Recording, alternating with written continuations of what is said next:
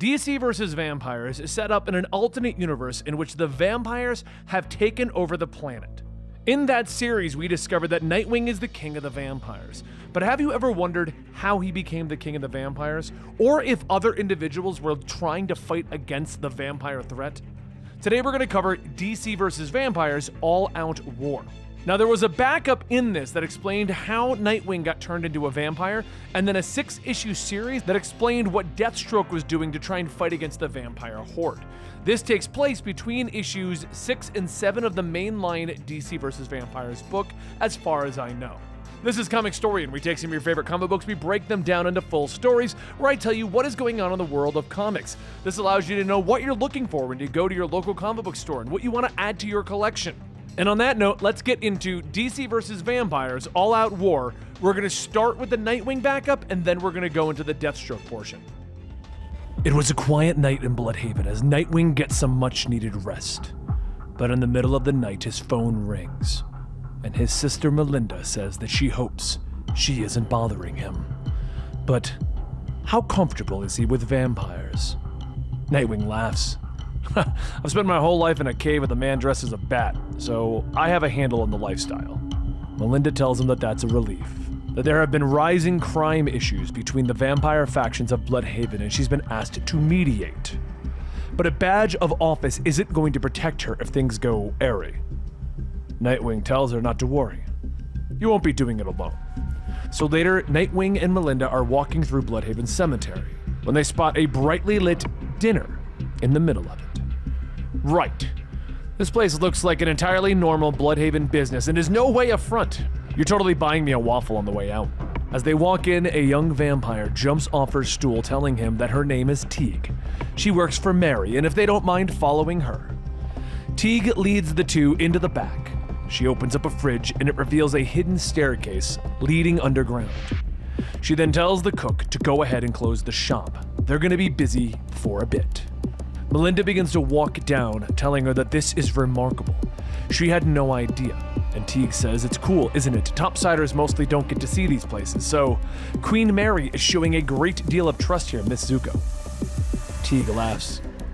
Melinda says that she understands and acknowledges their trust. They have her word that she is only here to help. Teague laughs. Ha! Cool! So welcome.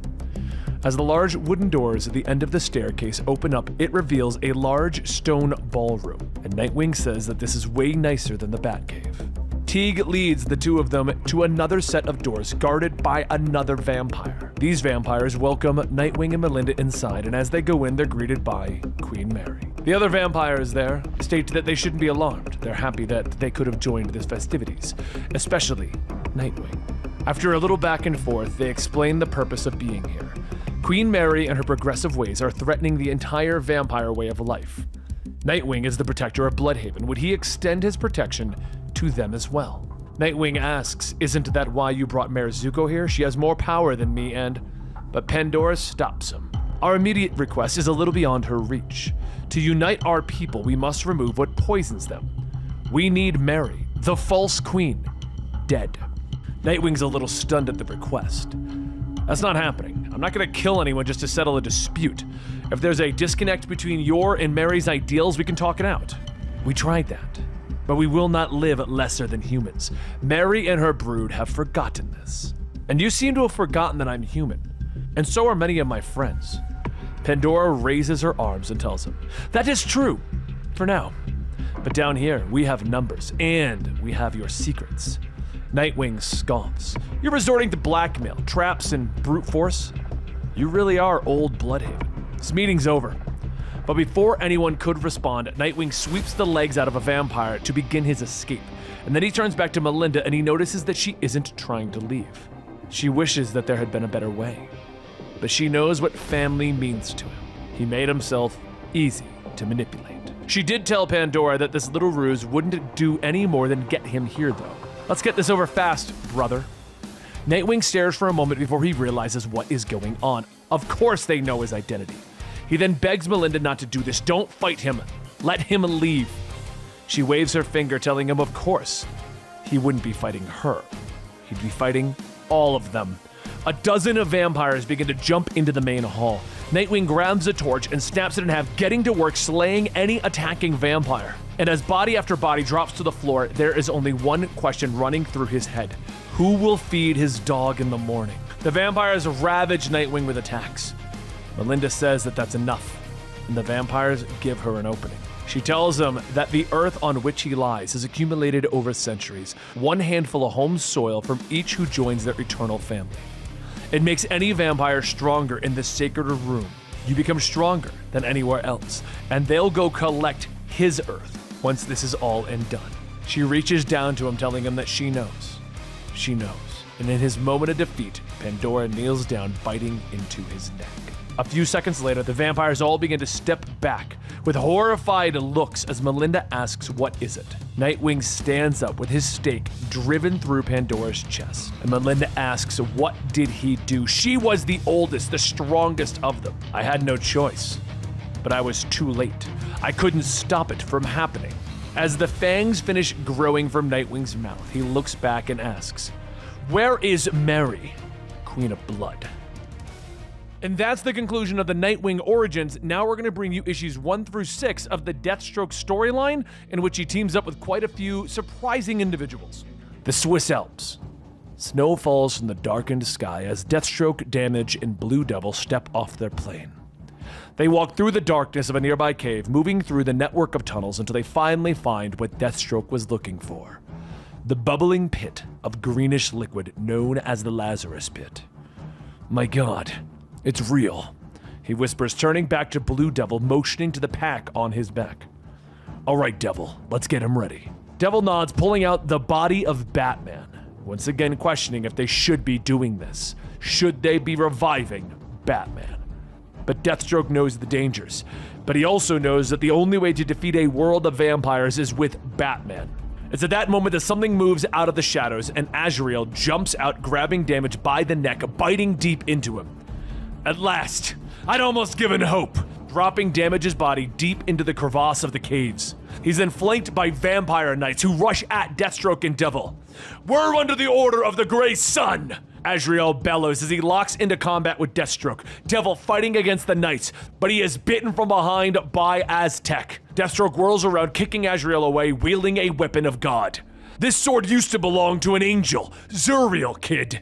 Never could get it to burst into flames, but it cuts through you folks like deli meat," he shouts, and behind them, Devil is stabbed through the chest, smiling as he uses the last of his strength to blast the head off of a vampire knight. "Devil!" Deathstroke exclaims, whirling around, kicking Azrael in the head, knocking him into the Lazarus Pit. He then turns back, readying his sword as more vampires begin to surround him. "More vampires? Fine, but I promise you, this is going to be the priciest damn meal you've ever had," he snaps. But at that moment, Azrael rises out of the pit behind him, no longer a vampire. "Deathstroke, what do you say we even the odds a little?" he asks, readying his flaming gauntlets, and their battle continues. It was later, having returned to the last base of the humans, that Kirk Langstrom finished his examination of Jean-Paul Valley, proclaiming him cured of his vampirism. He walks out, and Deathstroke asks if they can still use the pit. Can they still revive Batman? But Kurt shakes his head, explaining that it has already been used up on their vampire friend. "We were so close, I almost had him back. We need Batman." Deathstroke sighs, but Kirk looks at him. "Technically, we have a Batman." Outside, Valley is walking amongst the human survivors, coming across Bane and Mary Marvel. "Azrael, I heard you returned," Bane says. "It's a little complicated," Valley tells him, and Bane reaches for his rat on a stick. "Pity. I was looking forward to killing you." He offers Valley some meat, and Mary and Bane show him around. As they're going around seeing other heroes that have survived, including Booster Gold, they're then interrupted as Deathstroke arrives, putting his hand on Valley's shoulder, telling him that the Council wants to see him. Meanwhile, over at the entrance of Nightlight, Damage, the individual who was bitten and dropped in a crevasse, comes walking up with his hands in the air. Vigilante and Terra stand with their crossbows ready, but he calls out, "Whoa, whoa, whoa! Stand down, fellow humans!" he shouts, showing his face. They step forward, surprised to see him with a healed face, and they pull out UV lights, checking him quick before letting him go. But those UV lights cause him to stumble back in pain, his face burning and smoking. Typical. I've barely had my old face back for 5 minutes and it's already meatloaf again. He snaps, leaping forward, grabbing Tara, biting into her throat. Vigilante yells, firing, but Damage catches the arrow and he tries to reload, but Damage rushes forward, blood splattering across the walls. At the council, everyone watches as an astral projection of Constantine puts out a cigarette, pointing out the folly of Deathstroke trying to revive Batman on his own. It was Fleming who points out that she isn't surprised that he took the mission in secret, when the council would have approved the idea bringing back Batman. Why did you attempt this on your own? The truth quickly comes out, that Deathstroke feels the council has become complacent, and that he couldn't overthrow them on his own. He would need the help of Batman. You traitor! Midnighter snaps, leaping across the table, throwing Deathstroke to the ground, but it's Jean-Paul who stops the fight, stepping forward, telling them what he knows from his time as a vampire, that they keep the humans in a blood farm in Florida. They are protected by vampire metahumans. Outside, Damage has crossed the grounds, smiling as he begins to climb up the wall to get closer to Captain Atom. But it's Booster Gold and Bane who realize what is happening. We've been breached! Booster shouts, flying forward to stop the vampire. Hey Nathaniel, just thought I'd come and say hi. You know, one living bomb to another. The explosion of Captain Atom and Damage rips through Nightlight. The destruction was near complete. Booster Gold tried to shield as many as he could, but the console was only protected because of the lead surrounding their bunker. More people died as the survivors tried to reach safety to finally arrive at the League of Assassins compound in the sewers of Chicago. The astral projection of Constantine stands before Talia al Ghul and Alfred, telling them that he sent some of the survivors away and came only with his small group, this witless band of cannon fodder. He says, "And me," Mary Marvel points out. John nods. "And Mary." He agrees, looking to the daughter of the demon, asking if they can regroup here before they go save the world. But Talia and Alfred shake their heads, knowing that John and his group will only bring ruin to the League of Assassins. It's at that moment that Deathstroke steps forward, telling her of his mishap with the Lazarus Pit, of how Azrael was cured of his vampirism. John floats forward, telling them of the blood farm in Florida, of how the sunlight there is controlled by the weather wizard, about how they are going to force him to bring the sun back. Madness he'll never agree to, Talia says sharply, and John nods. He will if he's not a vampire anymore. Talia, I know there's another Lazarus Pit. Tell me where it is. She stares at him for a moment before looking away. You're welcome to freshen up and join us for dinner, John. In the sewer tunnel, several assassins turn sharply at the strange noise, but their heads are suddenly cut from their bodies. One survives, looking up in surprise at Wonder Woman and her group of vampires. Constantine, I only ever need to follow you from a discreet distance and Banquet will always present itself, she says with a vicious smile. Inside of the fortress, John returns to his body, which has been stored by Talia for him in case of an emergency. He throws his empty pack of cigarettes to the ground, angry that his plans don't seem to be coming to fruition. It's Boston Brand who then appears before John, with John reminding the dead man to stay close, that he's his ace in the hole. They both turn as the doors of the storage room begin to bang. You think it's them? Dead man asks and John nods. I bloody hope so. He begins to work his magic, tearing the door off of the hinges, preparing to fight the vampire hordes. If it is them, Plan H is back on, he says with a smile. Meanwhile, Jean-Paul is freshening up, getting angry with the ghost of Saint Dumas that has once again appeared in his mind. But he doesn't know that a vampire is coming up behind him. But the monster hisses as a stake is shoved through his chest. Sneaky critters, huh? I'm Jimmy Olsen, by the way. If you're done freshening up, I think we could use you in the Great Hall, Jimmy says as he helps Valley to his feet. Over in the Great Hall, the battle has begun with the assassin and heroes cutting through the vampire hordes. Deathstroke and Midnight are using their weapons while Bane is slamming vampires into the walls, squishing them. Mary smiles as she grabs two vampires, twisting their heads off. I think we're winning, she shouts to the group. But a vampire comes up behind Deathstroke and is then shot in the head by Jimmy. Jimmy, I told you to stay in the locker room. This is no place for you. Slade snaps, but Jimmy smiles, telling him not to worry. But Wonder Woman is there, biting into his neck, dropping him to the ground.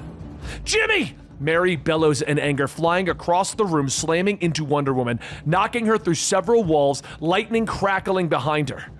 You shouldn't have hurt Jimmy, she growls, and John appears in the room, shouting for everyone to follow. What about Jimmy? Azrael asks, cradling the body of the young man, but Bane closes his eyes, telling Jean-Paul that it is time to go. The heroes continue their battle with John finding Talia and asking her where the final pit is. "You need to tell me before it's too late," he tells her quietly, and she finally nods. He turns back to his group as the daughter of the demon leaves him, looking at Mary and asking her to break them into an exit into the tunnels. She smiles, flying forward through the wall, energy crackling around her, vampire hordes exploding in her wake. And as the rest of the group heads into the tunnels, Midnighter looks around at the destruction. "She's terrifying," he says to Bane. "I'm weightless with pride," the big man tells him. The group moves forward, but Booster Gold is grabbed from behind by Wonder Woman's lasso. "Leaving your own party early, children?" she asks with a smile, throwing Booster to the ground, beginning to slam her fists into his futuristic shield. "I'm going to pry you out of there and eat you like an oyster, you frail little thing," she hisses. "Please, my future doesn't exist anymore. I shouldn't even be here," Booster begs, and John ushers the others to escape as he follows. Using his magic to toss Wonder Woman away, he helps Booster to his feet, reminding him that he is one of the big hitters and really needs to stay alive. "Go on, Michael, I'm right behind you," John says as Wonder Woman comes back at them, his hands whirling with magic again, restraints appearing to ensnare Wonder Woman, but she easily breaks free, grabbing him by the throat, beginning to choke him. Unknown to her, John's astral form leaves his body as he calls out to Deadman. "I need you to possess Booster and blow up the tunnel," John tells him, and Deadman shakes his head. "John, that'll kill you." Brand points out, "Wonder Woman's about to eat me, Chief. I'm a goner anyway. Boston, please, if she gets the others," John says, and Deadman finally nods, taking control of Booster's body, firing his energy beams into the ceiling, blowing it up and bringing everything down around them. Water begins to pour inward, washing the vampires away, and as John allows himself to be swept away, a portal opens and Dr. Fate reaches for him. "You will not die here today, John Constantine. Not here, not now. Fate has other plans for you." Booster is pulled from the tunnel, shocked by what he did, not remembering any of it. And the group of heroes look around, questioning what they should do now, with Deathstroke looking to them and readying himself.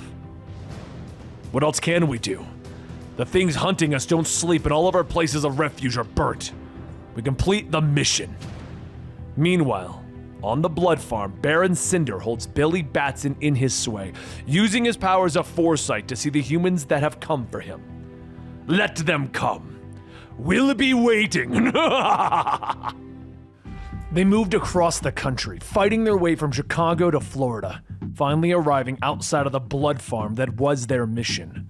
It was there that they found a patch of sunlight, the thing that Weather Wizard was using to keep the remains of Swamp Thing growing, giving them the food that they needed to keep their crop of their blood farms alive. Deathstroke wants to keep moving, but a vampire creeps up behind them.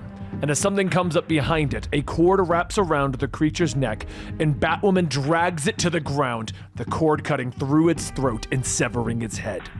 She gets up to her feet, whirling around with her crossbow, firing it into the head of another monster. She leaps, twisting through the air, knocking another to the ground, beating it to death with the head of the first vampire. "Should we do something?" Azrael asks, and Booster Gold shakes his head, watching. "I feel like it's under control," he says with a shrug, and Batwoman finally stops.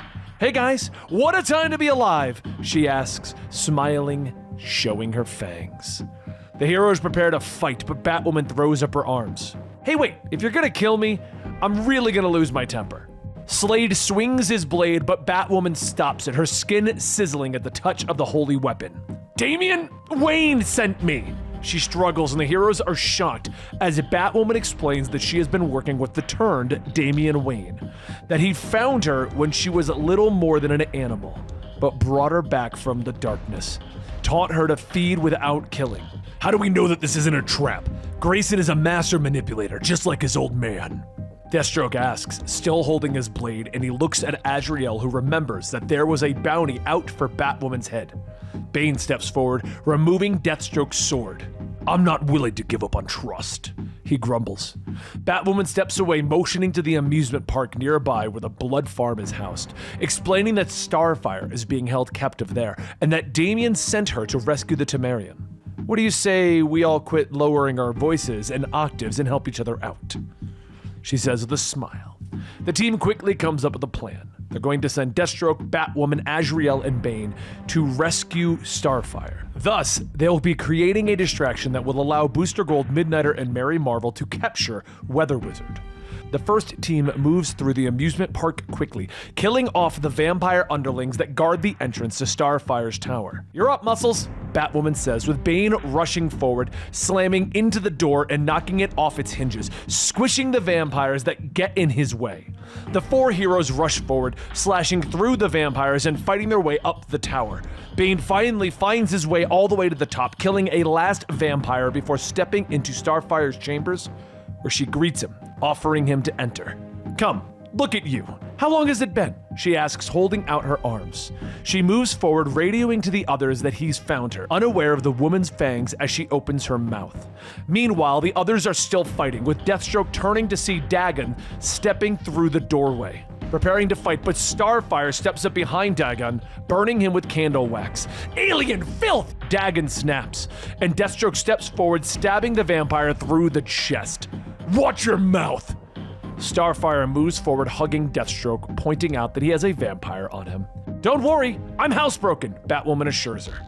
Deathstroke looks down, seeing the bracelets that Baron Cinder had used to muffle Starfire's powers. He removes them as she explains that Baron Cinder is trying to use her to siphon solar energy that he could use to power himself back up, so the UV light wouldn't burn him, and he wouldn't have to wear Lex Luthor's old power armor to keep his body intact. "All the power, none of the cost," Deathstroke says, nodding his head, and Batwoman holds out her hand. "Princess, I have a friend who really wants to meet you, but we have to go now," she says, with Starfire turning to Slade. "I think she's legit, but if you have any doubts, just incinerate her." Batwoman smiles at him. "Gonna miss you too, Slade." She begins to power up, with Slade putting his hand on her shoulder. "Corey, before you go, we could really use a big diversion, if you've got one in you." She nods, beginning to fly into the air. "I understand. Good hunting, old man," she says, and as he watches them go, energy burns around them. "You too, kid," he whispers. Bane falls to the ground, blood dripping from his neck. The woman that he thought was Starfire was really Mirage, who had used her illusion powers to fool him. She leans forward, offering to make his death stop, to make him a vampire. "Whoa, just say no," Deadman says as he possesses Bane. "This body's closed for business, vampire lady. I'm in charge while this thing bleeds out." Deadman in Bane's body gets up, pushing her away after introducing himself. "Now, are you gonna let me walk away and let this guy croak in peace or what?" But she smiles at him. "I'm afraid not." But a blade at that moment cuts through her chest and she falls to the ground, looking up in shock at Azrael. "The prodigal son," she gasps. Azrael is confused as Bane finally bleeds out, dropping to the floor. Mirage looks at Jean-Paul, telling him that the Grey Sun is willing to take him back, that he wishes for Azrael to be his right-hand man. The voice continues in Jean-Paul's mind as he falls to his knees. Meanwhile, Baron Cinder is preparing to reclaim his property, ordering his metahuman minions to defend the Blood Farm. "By your command, Baron Cinder!" they echo. Meanwhile, the trio walk towards the door of the tower, stepping on the skulls of the defeated vampires. "You're really not gonna let me do it? It'll take 2 seconds, up and down," Mary Marvel says to Midnighter. But the vigilante tells her no, reminding her that the others are creating a distraction, and if she distracts from the distraction, it'll all be pointless. So with that, they open the doors, stepping into the tower, shocked by the blood farm that they find within. "How many people do you think are being drained like cattle in here?" Booster Gold asks. 8,438, Midnighter says without hesitation, before the trio continue forward, where they're then interrupted as the Question steps out, seemingly confused, asking them where Vic Sage is. But he is Vic Sage. "Lousy son of a gun went and got us turned into a vampire. You believe that?" Vic says. Midnighter steps forward, putting an arm around the man's shoulder. "Hey, I'm pretty sure I saw Vic out in the swamp. You want to go check it out, maybe, Question?" He asks, but the Question tells him that he can't. He was ordered to guard the store. Midnighter narrows his eyes, realizing that he can't see what Vic is going to do. "The tactical computer in my brain can't account for irrational actors," he tells Booster Gold, but Vic looks at him, telling him that they don't have to worry about the Question. "Not sure about these guys, though," he says, and out of the shadows steps the Baron's knights, who bare their fangs at our heroes. Meanwhile, at the distraction, Jean-Paul Valley isn't doing so well, with the system in his mind driving him insane for having been turned. But Deathstroke snaps him out of it, and the two quickly head for the exit. Outside, Starfire is flying through the air, holding Batwoman tightly. Both are being chased by the Baron and Shazam. Tell me, Batwoman, would you object to being slightly singed?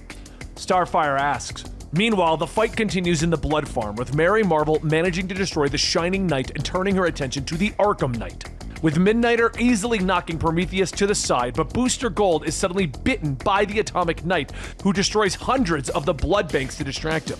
Booster! Mary Marvel shouts as she moves to help her friend, but Prometheus has snuck up behind her, using his vampire powers to bewitch Mary Marvel and force her to speak the magic word. A tear falls down her face. She whispers, Shazam! Outside, the Baron and Shazam are following Starfire. You see, Billy, how she falters. All we need to do with these brittle creatures is wait, the Baron says to his protege. I will have my light clean, even if I have to cut it out of her. He shouts as they continue to follow. Though Batwoman doesn't like Starfire's plan, Starfire drops her into the swamp before spiraling up into the air to bathe in a patch of light created by Weather Wizard. It's been so long. Finally, a drink, she says as she feels her body powering up. The Baron and Shazam have no choice but to turn away as the sunlight begins to overtake them. Find cover, Billy, quickly! The Baron shouts, but they are too late as Starfire blasts them. Back inside, Mary Marvel falls to her knees.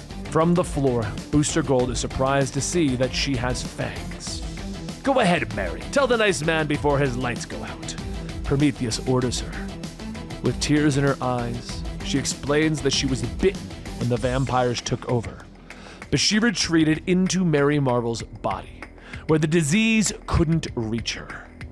Midnighter flips down, slamming into Prometheus. Snap out of it, Mary! We need you! He shouts. An Atomic Knight moves forward to finish off Booster Gold, but the hero from the future moves his force field, putting it inside of the Knight's head, blowing it up from the inside.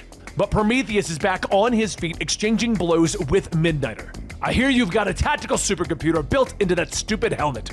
I have one in my brain. Let's see how this fight plays out, Midnighter says, blocking another blow. The two of them step away from each other for several moments, their computers calculating the battle between them. And finally, Prometheus sighs. Fine, he snaps before blowing his own brains out. Mary Marvel steps forward. I have questions. And Midnighter merely explains that the computers did the fighting and showed them that Midnighter would win. But he suddenly looks down in shock as a hand punches through his chest from behind. Forgot about Vic. Ha! The question says from behind him. Shazam! Mary shouts, transforming and destroying Vic quickly. Luckily, Midnighter will heal, and she drags him over to Booster Gold. As Midnighter begins to cough up blood, he orders Mary to go and get the Weather Wizard. Mary flies up through the floor to find Weather Wizard at the top. He turns his vampiric gaze upon her. Okay, I'm tired and my friends are hurt. Come with me now or I start breaking stuff off. She snaps at him, but Wizard prepares his wand. What on earth makes you think I'd allow you to do that? Downstairs, Midnighter has begun to give Booster a transfusion with all of the blood around. The others show up, and Midnighter points them to where Mary went to get the Weather Wizard. The two have begun to hit each other with lightning, with Wizard wondering how they plan to stop the Baron from following them. Let him, because when he does, you're gonna be on our side. She snaps as she throws another burst of lightning at him, and the Weather Wizard pauses. Wait, you're telling me that you found a cure? Give it to me! He shouts, but his words are cut off as a blade slices through his neck. Mary Marvel stares in shock as Azrael stands over the body. They said that they'd turn me in again if I helped them. I'd be a parasitic scum, but I'd still be me. He says, removing his hood. Outside, Shazam curls up on the floor, his flesh burning as he begins to utter his magic word, but the Baron steps over to him. Don't you dare say that word. Boys run from the hurt, Billy. We supermen embrace it. The Baron says, finally revealing it's Clark Kent. his body smoking from his wounds. Time passes, the bus lurching through the darkness and running over the animalistic vampires as the heroes enter Central City. Deathstroke turns the wheel and points the bus towards the Flash Museum, remembering how Azrael had turned on them, killing the Weather Wizard and getting rid of their one hope to bring the sun back. But there was something in his eyes. As the vampire forces closed in on them, he turned again against the vampires and he fought them to the death to give the heroes time to escape and come up with another plan. The heroes finally arrive at the Flash Museum, a Weather Wizard with a sewed back on head as their cargo. "You should see this place in a few hundred years. It takes up 4 city blocks," Booster Gold says, but everyone just looks around at the frozen landscape around them. "Is it me, or is there fresh snow here?" Booster asks, and the group moves through the museum until they come to a room dedicated to the Flash's Rogues Gallery. Mary smashes through the floor to reveal a secret chamber beneath, where the League of Shadows hid one of the last Lazarus pits in the world. Slade steps forward and prepares to drop the wizard's body into it. "Come on, Slade. There's desperation, and then there's this. Using the last Lazarus pit to bring back a dead vampire? That's insane," Booster points out, but they have no choice and Slade drops the body, the pit beginning to bubble for a moment before the Weather Wizard roars out of it, now a hulking vampire creature. "Not one of my better ideas, apparently," Slade says, readying his sword, but the monster grabs the blade, twisting him around, biting deep into his neck with his fangs. The others then move to pull the wizard off, but the head merely tears away from the body a second time. "Gah! What is this thing, a chihuahua? Get it off me!" Slade shouts as the head continues to bite him, but Mary grabs a hold of it, burning it away. Slade stumbles as the blood pours out of his neck and Booster catches him. "I'm sorry. I had to try." Realizing that they have to stop the bleeding, Mary Marvel picks up Slade's God Sword. It begins to glow with holy fire and she presses it against the wound. "How did you get it to work?" Slade asks her. "It's an angel's sword, dummy. I just had faith," she says with a smile. Slade is surprised, not knowing that she was religious, but Mary explains that she merely had faith in him. The group moves outside, still surprised by the fresh, clean snow that has seemingly been falling. Midnighter wants to keep fighting, but Slade shakes his head. "We have to be realistic. This is our only shot," he says as the group stops to look at the statues in the museum. "So we reload, one way or another. This is going to end tonight," Midnighter says stubbornly. The roof suddenly explodes with a bolt of lightning and the group looks up as Shazam floats down towards them. "Here you are, you tricksy little vermin. Or are you about to get here? I get confused sometimes." Mary glares up at her brother. "Go, all of you. This is a family matter," she says. Slade isn't so sure, but Mary gives him a hug. "I'll be fine. Even if you wanted to help me, you're hurt. This has to be my fight." "Midnighter's right. You all have to fix the world. Do what you do and find a way," she says, and he nods as the others turn to go. The two rush at each other, with Shazam punching Mary hard enough to draw blood. As the other heroes limp away, they can hear and see the two forces of lightning clashing behind them. "She needs our help!" Slade shouts as he tries to pull away from the others. "Slade, in my experience, the last place you want to be when gods are fighting is in their way." The three head off into the snowstorm looking for the source of the strange weather. "It's not natural. There's no way it could be. I'm betting all answers are in there," Midnighter says, pointing to the snowy Central City Park. Meanwhile, over at the city, Mary and Billy continue to trade blows back and forth, with Mary happy that she barely recognizes her brother. "It makes this so much easier," she says as she hits him again, but he catches her next blow, throwing her through the Flash statue, slamming her into the ground. "You can't beat me, Mary! It's hopeless! Everything you are flows from me," Billy tells her as he floats down on her. "Mary, I'm stronger than you," he tells her with a vampiric smile, but Mary stands up quickly, grabbing a hold of Billy in a hug. "I'm sorry, Billy. I truly am." "Shazam!" she says, and lightning falls from the sky, the bolt hitting them both, and Billy suddenly standing in darkness, a young boy once again. "Hello? Is anyone there? I think I'm having a terrible nightmare. Can someone help me?" He calls out, and Mary comes up behind him, once more a vampire, and offers to help him, pulling him into a hug. Tears fall from Billy's eyes as he tells her that he can't remember everything, but he knows it's bad. No more nightmares ever again. I promise, she tells him, opening her mouth and lowering her fangs onto Billy's neck. In Central Park, the trio have discovered the source of the cold. A frozen Captain Cold stares at them from a block of ice, his gun continuing to fire and create a snowstorm. What did I tell you about following the cold? Midnighter says, and the group is interrupted as Mary walks towards them, blood dripping from her face. Guys, I've done something really bad, and I need you to do something for me. I need you to kill me, she whispers to them. You see, it was after the Flash disappeared, the criminals took to the streets, creating an old-fashioned crime wave. But then the vampires appeared and Captain Cold was bitten. Rather than turn, he decided to turn his cold gun on himself, making sure to freeze his body so that he wouldn't become one of the monsters. And then you dummies thawed me out, Cold shouts at the heroes after he finishes his story. You're so welcome, Booster says sarcastically, and Midnighter helps him to his feet, and the group turn to see Slade and Mary sitting together. Who's the kid? Is it take your vamp to work day today? Cold asks, and Booster steps up next to him. Believe it or not, that's our big gun. Slade puts his arm around Mary. I told you, kid. I can't do that. Now stop asking me. Slade tries to tell her, but she thinks that she is a monster now. I killed Billy, Slade. Not as Mary Marvel either. I killed him as a vampire, and God help me, I want more. But a spectral shape suddenly appears before them all. Oi! Stop moping and break out the eggnog, you lot. It's all looking a bit bloody festive around here, isn't it, lads? The spectral form of Constantine asks. So where's Weather Wizard? Constantine asks, as he takes a drag out of his cigarette.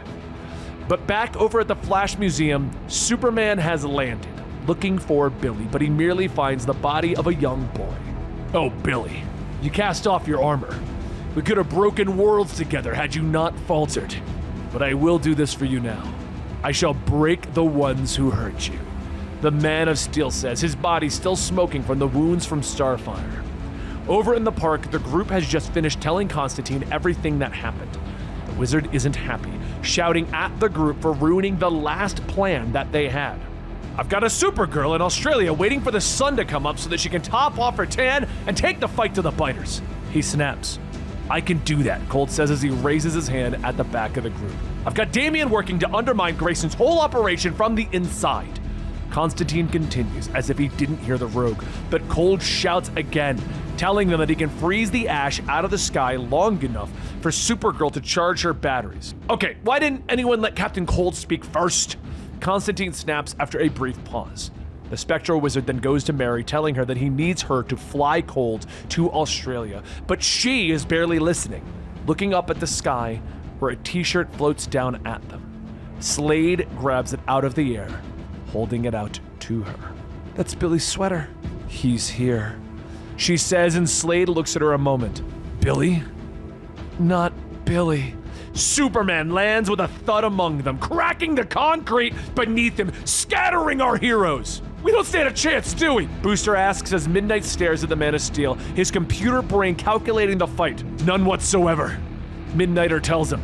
Booster looks at him again and asks what they do, but Midnighter doesn't hesitate, launching into an attack, kicking the Man of Steel. We try anyway! He's weakened! Hit him hard, don't let up!